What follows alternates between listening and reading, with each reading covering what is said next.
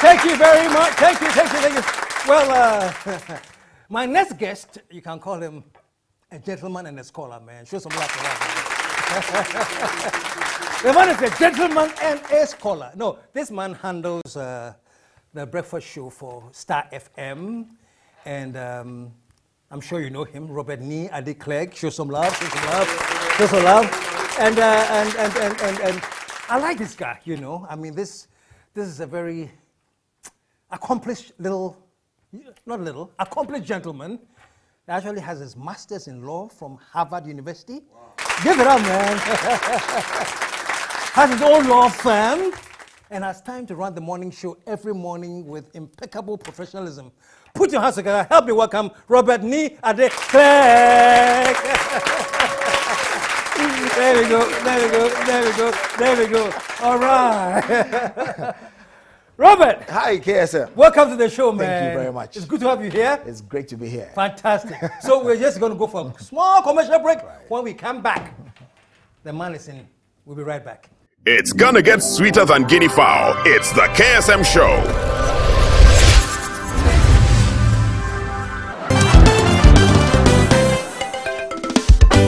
The KSM Show.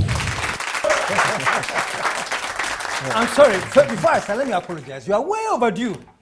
Because really? you have wanted to get to here for such a long time. Well. But today, you're here. It means this is my time. This is your time. All right. Yeah. So how are you doing, man? I'm all right. Yeah. Can't complain, as they say in Ghana. Yeah. But it's good. Life is good. Yeah. We thank God for his mercies. Fantastic. Right. You know, I went to his he interviewed on his program, and Robert, when I was coming, I said, I know how Robert is, man. You know, these days I'm getting old. I don't want to talk any politics stuff, you know. So I won't mind Robert. Even if he leaves me there, I won't go. But the man landed me right there. How did you do it, man? Yeah, we still make some headlines. I mean, how do you get people to say what they don't want to say? Yeah, so by not scripting the questions, I keep telling people. By not scripting the questions, you don't script it. Just have a chat with the person. Don't have any diabolical agenda. Just do it. Just have a chat, and some way somehow we managed to warm you into it. You just drew me in, man. We made headlines. We're in the graphic online, wherever, and all of that. Yeah, so it was good. Yeah, but you know, you've been doing broadcasting for a while. I know you had a TV program, Inside Out, that's right, that you were producing. That's right. And then I heard you had gone to law school, finished law school. How are you combining both so well? Is radio your passion, or what's it? I don't know. It's for something I just got into by accident. It's amazing how did you get into radio? I love doing this. So I was in Legon, University of Ghana. I was sitting in the room, always having a discussion about football and debating this and that. And then one day, someone walks up to me. Prosper was just 2 rooms from my room, and says, "You know, Professor Yanka says he's going to close down Radio Universe. He's going to close it down. Close it down. Reason, the quality, or rather the lack of it, of spoken English was unbefitting of a university station." That was it. And this guy was very passionate about it. Prosper Harrison, he's a lawyer now. And it's like, we don't want this done. We don't want this closed down. So, you know, just come on this show. I'll give you everything you need. After all, it's radio. You can even read it. Yeah. So we'll give you everything you need. We'll get people like yourself to just appear on the show on Saturdays. So I said, okay, fine. Sounds good. Let's do this. For no fee, no pay, nothing. Wow. We just did this. And then whilst we were at it, apparently Kwame Baniakun was there. And then he left to go to Kenya, came back, went to Radio Go, told Bafo Boni, you know, there's this boy you must meet. Wow. That's how it all happened. So that's how it started? Absolutely. So way led to way. So Bafo Boni called me for a meeting. I was like, hey, young man, can you do this? I've never done it on a big scale. On a big scale, yeah. But I'm sure I can do this. So that's how it happened. Then we started doing sports here and there, a bit of it. Come election 2000, he says, hey, can you interview the presidential candidate? I said, I'll kill them. And you know, Bafo Boni likes that. Yeah. Babo, say, yeah, that's the spirit I'm looking for. You're the guy. So that's how it started. Wow. That's just how it started. And TV, because I said, we've interviewed all the people on radio. If I have a TV show, maybe because I know them, we can call them and say, KSM, can you appear on my show? And that's how that started too. And that's how come I did television. And I just find myself, you know, just doing this. I like it. I love it. I enjoy it. I've never done a morning show proper, so to speak. I was on the segment of the morning show on Radio Go. At this time, I have to wake up at 4 a.m. Yeah. Somewhere, I don't know how I managed to do it. But I thought when I was on my way to Harvard, that was it for me, as far as media was concerned. I was very sure about it, that was it. Full stop. Thank God, I paid my dues. And just before I left, I won RTP, Current Affairs Talk Show host. Yeah. That's it. You crowned it nicely. Until I got to Harvard. and then we're being welcomed. And so this year we have in our midst 4 students from Wall Street and and also a TV host. And I was the only TV host. So I'm like, oh, that's worthy of mention, even at this level. Wow. Let's pay some serious attention to it. Absolutely. So I thought, oh, I mean, this is not as bad as we thought. You know, and then so I started looking at watch CNN, Google people's backgrounds. Farid Zakaria went to Yale, then went to Harvard for his master's and PhD. Not just him. We see Richard Quest on CNN. Richard Quest was called to the English bar in 1983. He's still there doing business and things like that. So I kept Googling people every time they appeared on television, on CNN, or I'm like, wow, this is not, it's not a joke. Yeah. We seem to think that it's a joke in these parts of the world, but it is not. People in that space control the conversation.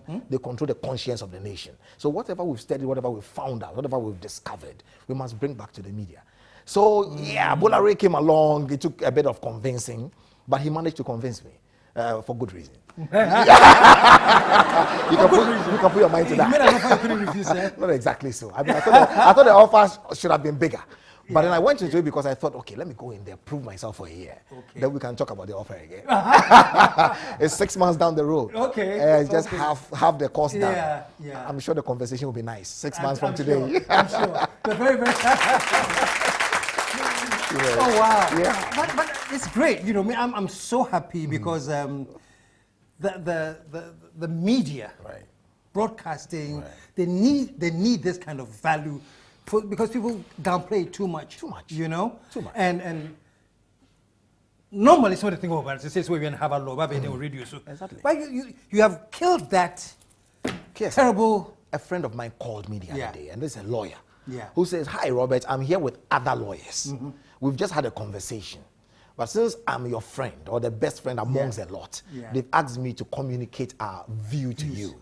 What's the view? Master, if I stop doing the morning show. Wow. He just said that. And I'm like, what's the reason? Oh, we're just having a conversation. You're a lawyer. You're not just a lawyer. You've been to Harvard. Everybody wants to go to Harvard. You went to Harvard Law School, leading law school in the world, blah, blah, blah. And then it's radio in Ghana. I mean, come on. I said, but I still keep my practice. I still do practice. And he said, yeah. So concentrate on it, focus on it. I'm saying, you don't get it. You don't get it, my good friend. You don't get it. You know, it's enlightenment. Yes. This is where the conversation must be sweet. When, for example, a budget statement is read, or some matter occurs. I have a background in political science, in philosophy, in psychology, in law, all of that. And we are dealing with matters like that. We need to be able to explain it. It's not every day that you have to call somebody. Exactly. All right? I do a newspaper review segment. There are things about Supreme Court says X and Y. Sometimes the listener deserves to have an explanation. I'm in a great position to just explain it in 30 seconds, so we move on. That's the elevation we are trying to bring to the space. My good friend Bernard Avle, he's a fantastic guy. I met him many years ago, and he impressed me in 3 seconds, so to speak. And we've been good friends since then. We went for a West Africa leadership program. He comes as bright as they can be. First class economics, MBA, Warwick University. I used to listen to him before I got on radio, so now everybody else should listen to me now. Leave Bernard alone. But bright guy. If we had more of these people in the space, we would make more sense. You can ask the right questions, you know, because sometimes, it's not every day you can put out your own opinion, but at least I cross-examine people in the witness boxes all the time. This is a minister for X or Y. I know that that's the most critical angle. I can bring it to bear, so that everybody is better served by that. So let's attract more people. You sit here, you make us laugh, but you studied this. You have a master of fine arts, I know, from NYU. All right? So you're playing the game at a certain level. This is international TV. If it is screened in New York or somewhere, people will enjoy it. That's the level at which I think we should play. And once we do that, and we let the media lead, everything happens. There's a reason why to go to law school, you must show that you've been called to the bar. To practice law, to practice medicine, you must show. How come? That with the media, I don't have to come and show you that I went to the school of whatever. Why? Because it's the melting pot. It's a place where all opinions gather. Under the Constitution, which is the highest law of the land, Article 21 provides freedom of the media, expression of viewpoint, etc. to everybody. That's media. Media is just an aspect of that. That's why we can all speak.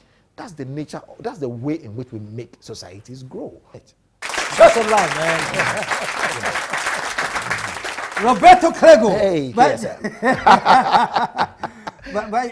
you're a speaker.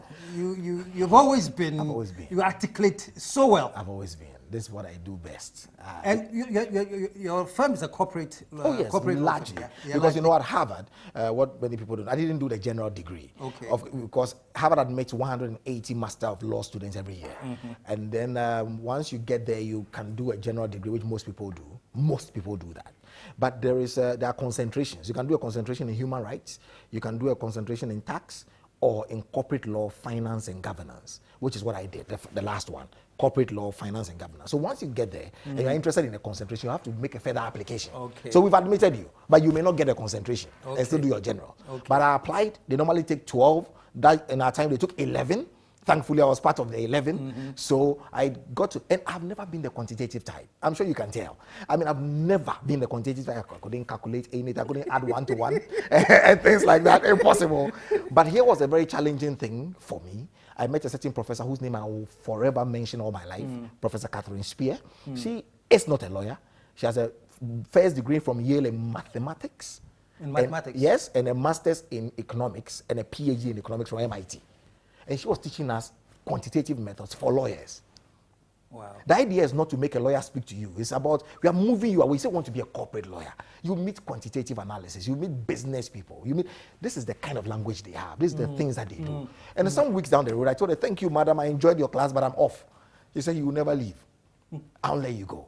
I will turn you into what you think you can never become. You know? And I couldn't see how that would have happened in Ghana. Yeah. In Ghana, they just look at it and say, hey, this is not your place. What are you doing here? Go and look for some history to read.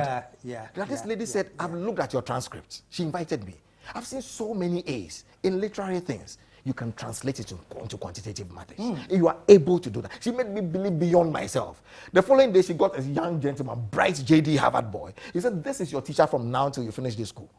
I said, why? You know, he'll take you through extra classes. So every day he'll come, we'll do some microeconomics, we'll do some velocity plotting, we'll do things that I thought was impossible for me to do. At the end of the course, and you were enjoying it. I enjoyed it. During the LLM party, this professor walks up to me. She says, shake hands with me. I know where you started from, and I know where you are living. I told you can do it. And these days, when I meet the MBAs, I said, are you sure that you know the difference between 1.0 and 0 minus 1 in order to determine the way the shares are performing on the Ghana Stock Exchange? Like, hey, this is a different level, kind of thing. But, you know, she brought something out of me. And I wish we could do that a little more around here. And you told me when I was going to Harvard, I'll never come back. That's what I said. That's what you said. You sent me a message. Yeah, on WhatsApp. I'll show the evidence, the camera, if you want me to. I brought it along. Really? Yeah. He said, man, you're not coming back to this place. That place, you're not coming back. And when I was at the commencement. I think I'm remembering. Yeah. Because I said, Charlie. You said, Charlie. Because you perform so well, you wouldn't want to even think about this place. Yeah. And we're on the commencement, which we call graduation here, my ticket was for the day of commencement. I only moved it to the following day because my wife and sons came and couldn't get that day. So the day of graduation, went to bed, woke up in the morning and came to Accra. Wow. Put your hands together, man. That's what I did. And many didn't understand it. My friends from Italy and whatever, well, Italy, she says I should call it Italy, even though Ghana say Italy, and all of that. See, they said, what are you going to do in Africa?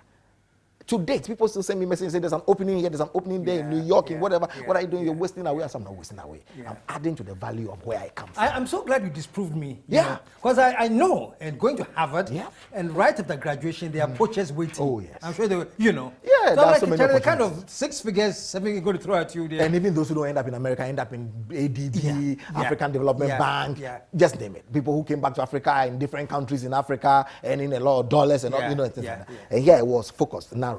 I'm coming to Accra. This is where Papushito is. Back to the home of Papushito. Back to the home of Papushito. No. I'm really thrilled. I'm sure listeners listening in, especially the young ones, I wanted to hear brains like this, you know, get it all and come back, you know, because now you are hosting a morning show. I am. And there's no way you can underrate in any way, you know? It's lifted, like you're saying, the Bernards, the Hughes, you're giving, adding value to broadcasting, and that's what we need. That's right. That's exactly what we need. Morning show, really, there was Joy, then City came, and then Star came. So now we have Koyo Youngson. That's right. Bernard Avile. Yeah. And Robert. Yeah. Where do you please yourself? Oh, I would say that we've been around not too long. Yeah. And realistically speaking, bottom line is a major thing. We're making strides. These days I've been looking at the figures. I'm even impressed by it myself to know that this is the kind of impact I've made since I've been here for 6 months, and it's just on the rise and things like that. Joy has been there for a long time, 20 years. City, maybe 10 years or so. We've been here for just a year. All right. So there are many other radio stations, and for you to even add us to Joy and City in itself kind of tells me that you think that we are making the impact that we deserve. So it will be foolhardy for me to say that at this very moment you are sitting on top of the pack. That would be outrageous. We probably are still playing catch up. We probably are still chasing after them, but we are chasing after them at a pace that gets people to pay attention to us. And that is what drives us. That's what drives me in the morning. That's what makes me wake up in the morning. That I'm on the show and KSM sends me a text message to say this and that and that. I'm on the show and Kweku Sechiado says, what about this aspect? Will you ask him about that? I'm like, oh, so Kweku is now listening to me. I'm on the show, and you can name the people, many, many people who are constantly there, who are telling me that's a good one. I'm happy you said that. The other day, a former president of this republic got someone to call me in the afternoon to say that I listened to some analysis you did. It was spot on, and I was so impressed. A leading business person in this country got someone to tell me that, hey, maybe you should do this differently in the newspaper review. I'm like, so all these people are listening. Who were they listening to before we came on the scene? That's what it makes me wonder. So I say, hey, look, if that's what is happening on the scale, that's it. To answer your question, I can't say we are above them, but I think we are in the competition with them, and that's the best part. We are there. We are there. We are there to compete. And a close market. Oh, close market. We're not the close market. We are staying with them. Everywhere they go, we are with them. Yeah. But 5 years from today, 10 years from today, I'm very sure that Star will be at the top. I'm absolutely sure. There's no doubt in that. That it won't take us 20 years to do what they have done. It won't take us 10 years to do what City has done. It will take us less than that period to do much more than they have done. But I totally respect and recognize that they've done a great deal for themselves. They opened the doors for us. They opened the path for us. Kwesi Chum, great guy. You did some work at Multimedia. Yeah, Multimedia. PM Express. That's right. When they started the TV thing, so I started PM Express for them. I did it for 23 months or so, 21 months or so, quite a long time, and won an award in the process, which was good. And then somehow I guess a stage where you have to move on. So we did. But we are in competition, and I believe that Star is simply the best. Let's talk about personal now, family. You are married, how many kids? I'm married with 2 sons. 2 sons. 2 boys. David is 5. He turns 6 in April of 2016, just in case you watch this 10 years later. And then Samuel, who I named after my dad, Sam Clegg, is 3 years old. He will be 4 much later in October. That's it. And I think that there is another boy on the way. Oh, really? I think so. You think so? This is the first time I'm talking about it publicly. Oh, really? Yeah. Oh, wow. Wow. So I'm soon going to be a father of boys. Father of 3 boys, man. 3 boys. I have 2 boys. Fantastic. There's a 3rd one on the way. Fantastic. What are your hobbies, man? Oh, man. I don't think I read enough. I used to read voraciously. And these days I read too much hard stuff. Like, I want to know what's happening here, what's going on there. I need to kind of break down. But I do it a lot. And it's still a hobby to me. It's still a hobby to me. I used to play hockey a lot. I love it. I still love it. I captained the Achimota school team. And I was twice invited to the Greater Accra regional team and all of that. No, I played at a very high. I played very, very well and all that. So whenever I used to go to the national hockey pitch all the time. I haven't been there in a while, but I intend to go back, and do that. I don't watch movies that much, but I like a good movie. I like a good movie. I like good music. And What's I don't a good particularly. movie? A good movie is one that, depending on my mood, will make me laugh or will make me think. Is there anyone you can think of in the title? Oh, I think 7 Pounds is great. I love 7 Pounds. Will Smith. Oh, Will Smith? Yeah. Okay. Great movie. I've seen it too many times. I've seen it too many times. I keep going over and over again and all of that. So it's a movie I like. Gran Torino is another movie I like very much. And when I like it, I can watch it 6-7 times. That's the problem with me. Just like me, because it's great. And I just can't let go. And all that. So those are just a few examples of the movies I love. I love the things Shelley Frimpong Manso does. Oh, really? Yeah, because I think that the quality is there. It's good. I can feel her passion. I think that Shelley is a great personality. I worked with her at Radio Gold, so I know her. She has drive, and that's something I really admire about her. And I think she's doing a great job as well with some of the things she's doing. So I love those ones. ones that she's been doing as well. Yeah, so that's what I try to do. I like to read. This I don't do Gresham and those things too much. You see me reading stuff, the meaning of finance, blah blah blah. I'm not reading for an exam, so it's a hobby. Yeah. That's right. And so that's what I do. That's what I do. My final question. What's the? Do you have any?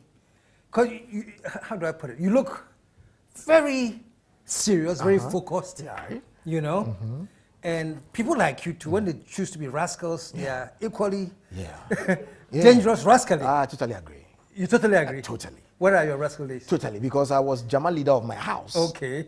For all the years in which I was in Motown. And it was not usual for an Motown to be into Jama and things like that. But that was my craze. That's what I loved more than anything else. And I love the Bukum version because, you know, I'm a Bukum boy. Yeah. That's one thing people don't know. You're from But Bukum? I'm a proper Bukum boy. Really? Yeah. Give me one Bukum Jama. Oh. There are quite a bit, but I want to give you an unusual one, right? Okay. So that I need them to kind of join me. Okay. Join him, eh? After the army more. After the day. After day. Joe boy. Hey. That's right. That's right. Joe boy. Hey. The guys look at me, he's shocked. Joe boy. Hey. Okay. Joe boy. Joe boy. Hey. Boba mi ke boba se. Ke boba mi ke boba se. The next line is not television friendly. But I used to do this a lot. Yeah. I used to do this a lot all the time. In Takor and all of that, we'll go and actually hire drums from the Anumle village behind Achimota school. Really? Pay them money to come and join us and all of that. I mean, go to town. We enjoyed ourselves. Your Bukum will come out, man. And a lot of the boys are drunk and things like that. I don't drink. I never have. And they're like, you can't do this with your eyes clear. I'm like, man, it's in my DNA. It's second nature. You know, that's right. So it's something I really enjoyed doing very much. And even today, if there's a good Jama troupe, I'm happy to join them. Really? Yeah. Put your hands together, man. Robert, Nii Arday Clegg, the couple.